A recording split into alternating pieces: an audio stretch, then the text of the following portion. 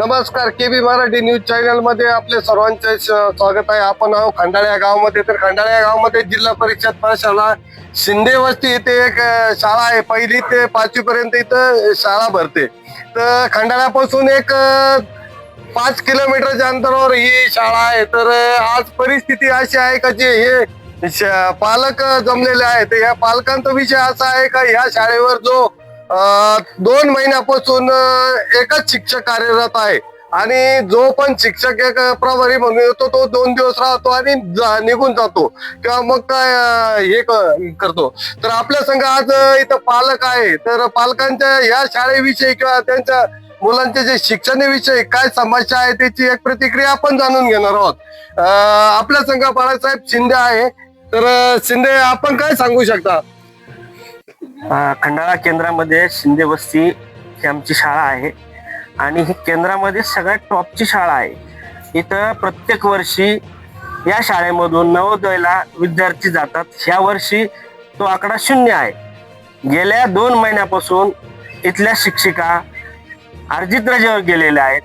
तोपर्यंत आम्ही केंद्र प्रमुखांना भेटलो, BO सरांना भेटलो, त्यांच्याकडे तक्रारी केल्या. ते काय म्हटले की आम्हाला याच्यावर काही करता येणार नाही, पण आम्ही तुम्हाला शिक्षक देतो. त्यांनी ह्या शाळेचे प्रत्येक शाळेचे एक दिवस 2-2 दिवस शिक्षक पाठवले इथं. ते शिक्षक कधी येतात? आज फक्त एकच शिक्षक आहे. या शाळेची पट संख्या 42 आहे आणि सगळ्यात टॉपची शाळा आहे. आणि प्रत्येक दिवशी तुम्ही जर वेगवेगळे शिक्षक देत असाल तर त्या शिक्षकांना त्या मुलांना शिकवायचं कुठून? हा खूप मोठा प्रश्न पडलेला आहे. आणि त्यामुळे आमची एकच विनंती आहे का तुम्ही जो पण शिक्षक देणार आम्हाला तो कायमस्वरूपीचा द्यावा, हे शासनाला आमची विनंती आहे. आणि जर सोमवारपर्यंत आम्हाला जर त्यांनी शिक्षक जर कंपल्सरीचा दिला नाही तर आम्ही ह्या शाळेला सोमवारी 12 तारखेला कुलूप लावणार आहे. आपल्या सगळं परिचय, नाव आणि होऊ शकता शाळेविषयी जातात. माझं नाव संदीप प्रकाश त्रिभुवन, मी या शाळेतला अध्यक्ष आहे आणि गेल्या 1.5-2 महिन्यापासून एक शिक्षक आहे. आम्ही वारंवार मागणी करून ते फक्त 2 दिवस एक शिक्षक येतो, पुन्हा 2 दिवसांनी दुसरा येतो. यांनी मुलांचं शिक्षण होऊ नये राहील. तर आमचं हीच मागणी का आम्हाला कंटिन्यू वाला शिक्षक द्या. याविषयी तुम्ही जे आता हे जे एकच शिक्षक आहेत याविषयी तुम्ही प्रशासनाला किंवा मग वरिष्ठांना शालेय समितीला काही निवेदन देऊन काही अर्ज वगैरे केले? निवेदन दिले, अर्ज बी दिले, पण आम्हाला उत्तर अशीच उडवाउडवीची भेट. केंद्र प्रमुखला बी आम्ही केलते. ते म्हणत्या, त्यांना आता फोन केलता, त्यांना म्हणलं आम्ही कुलूप लावू, ते म्हणते लावून टाक. आपल्याला सांगू शकता? मी संतोष बाळकृष्ण मैन, या शाळेत माझे 2 विद्यार्थी आहे. मी गेल्या आता मागे जे शिक्षण बदल्या झाल्या त्या बदल्यामध्ये हिवरडे मॅडम म्हणून त्या आल्या आणि ते 15 दिवस आल्यानंतर आजपर्यंत 1.5 महिना झालाय, आजपर्यंत शाळेवर नाहीये.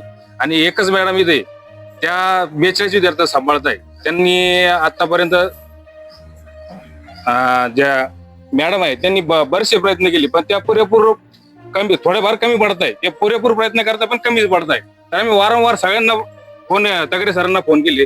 तगडे सर म्हणतात मी काहीच करू शकत नाही, मी काय करू. आताच फोन केला, ते डायरेक्ट कुलूप लावून घ्या. या भाषेत त्यांनी उत्तर दिली. हे उत्तर त्यांना शोभतं का? त्यांनी काय करायला पाहिजे? काहीतरी पर्याय. तर मग आमचं एवढंच म्हणणं आहे की तुम्ही आम्हाला पर्यायी शिक्षक, त्या मॅडम जोपर्यंत येत नाही तोपर्यंत आम्हाला शिक्षक द्यावे. अन्यथा आम्ही 12 तारखेला रोडवर बसून उपोषण करणार आहोत किंवा शाळेला कुलूप लावणार. या पर्याय आम्ही त्यांना सांगितले आहे. परिस्थिती अशी आहे का खंडाळ्यामध्ये जी वस्ती शाळा आहे इथं आज रोजी 50 विद्यार्थी आहे. तर या 50 विद्यार्थ्यांना शिकवण्यासाठी फक्त एकच शिक्षक आहे, तो पण 2 महिन्यापासून. पालकांची खूप तक्रार आहे, त्यांनी वरिष्ठाकडे पण यांची या बाबतीत शालेय समितीकडे तक्रार दाखल केली तरी कोणी याकडे लक्ष देत नाही. तर ही विचार करता जर गावकऱ्यांनी काय करावं किंवा मग ह्या पालकांनी काय करावं आणि त्या मुलांचं शिक्षणाचं कसं होईल याकडे लक्ष शासनाने करून लवकरात लवकर एक कायमस्वरूपी शिक्षक द्यावा. धन्यवाद. विनय त्रिभुवन आहे आपल्या संघ. दादा, काय सांगू शकता या शाळेत? या शाळेची गुणवत्ता, या शाळेची शिक्षणाची पद्धत आणि या शाळेच्या पूर्ण शिक्षकाची शिकवायची पद्धत आम्ही या अनुषंगाने गावातून आम्ही सगळे वर्गमित्रांनी आमचे मुलं गावातून 5 किलोमीटरवरून आम्ही तो रोज आणून सोडतो आणि या शाळेची गुणवत्ता बघून आम्ही गावातून 25 विद्यार्थी रोज आणून आणि घेऊन जात असतो. तर या शाळेची गुणवत्ता बघून आम्ही आमचे मुलं या शाळेत टाकले होते.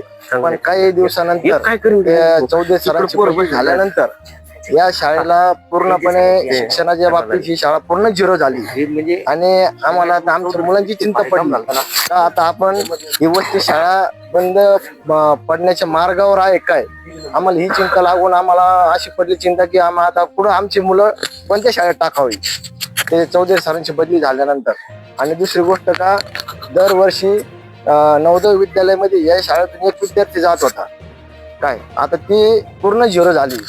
तर या अनुषंगाने आम्हाला प्रशासनाला एकच विनंती आहे का या शाळेला चांगला शिक्षक उपलब्ध करून द्यावा, एवढी विनंती. दादा तुम्ही माझं नाव प्रमोद पवार. आता माझी मुलगी पहिले इंग्लिश स्कूलला टाकली होती पहिलीला. त्याच्यानंतर मला तिथं काही प्रोग्रेस वाटला नाही. मग या शाळेचं नाव ऐकून होतो मी. इथं सर्व या मॅडमच्या आधी चौधरी सर म्हणून इथं कार्यरत होते. त्याच्यानंतर मी इथं मुलीचं ऍडमिशन तिकडं कॅन्सल करून इकडं सुरुवातीला टाकून गेलं.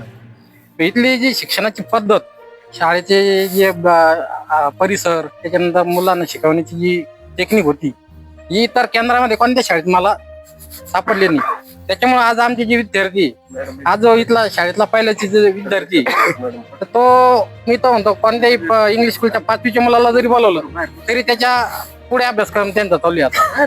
आणि एवढी सुस्थिती शाळा होती. मध्यंतरी हे बदल्या झाल्या शिक्षकांच्या, तर त्यावेळेस इथं लेडीज असल्यामुळे आमची मागणी होती की एक आम्हाला परमनंटली शिक्षक देण्यात यावा. पण आता ते शासकीय नियमाच्या बदल्या असल्यामुळे ते काय झालं शक्य झालं नाही.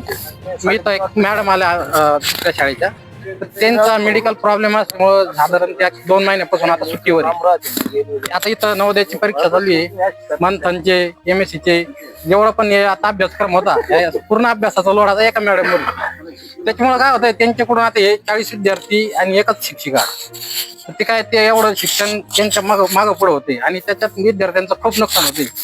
याच्यासाठी आम्ही वेळोवेळी एक केंद्र प्रमुख BO यांना फोनवर सूचना केली की आम्हाला एक परमनंटली शिक्षक द्यायचं जोपर्यंत मॅडम येत नाही.